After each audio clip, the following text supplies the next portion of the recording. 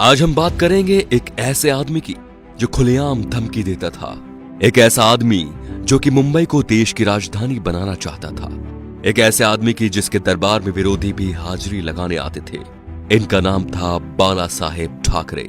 चांदी के सिंहासन पर बैठने के शौकीन बाल ठाकरे खुलेआम धमकी देते थे। ये बात है सन 1990 के आसपास की। कश्मीर में इस्लामी आतंकवाद चरम पर था। कश्मीरी पंडितों को भगाया जा रहा था। अमरनाथ यात्रा चल रही थी। आतंकवादियों ने यात्रा बंद करने की धमकी दे दी और कहा जो भी अमरनाथ यात्रा आएगा वो वापस नहीं जाएगा।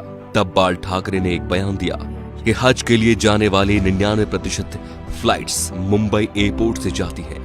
देखते हैं यहां से कोई यात्रा मक्का मदीना कैसे जाती है। अगले दिन ही अमरनाथ यात्रा शुरू हो गई। सन 1992 में बाबरी मस्जिद ढहा दी गई तो बाल ठाकरे आपकी अदालत शो में आए हुए थे।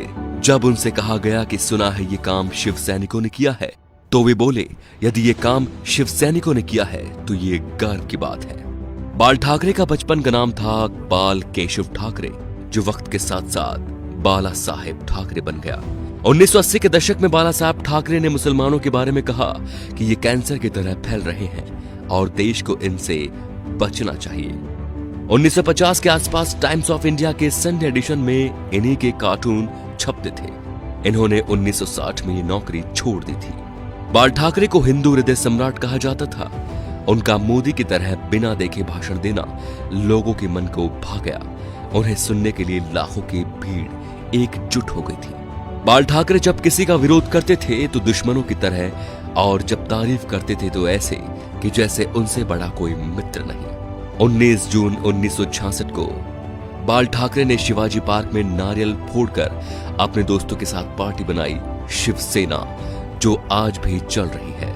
बाल ठाकरे की एक खास बात थी कि वो कभी किसी से मिलने नहीं गए।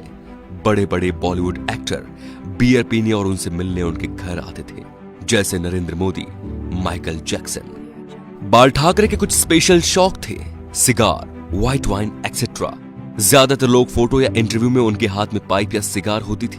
1999 में बाल ठाकरे पर 6 साल तक वोट डालने और चुनाव लड़ने पर बैन लगा था, लेकिन बाल ठाकरे ने अपने जीवन में कभी चुनाव नहीं लड़ा।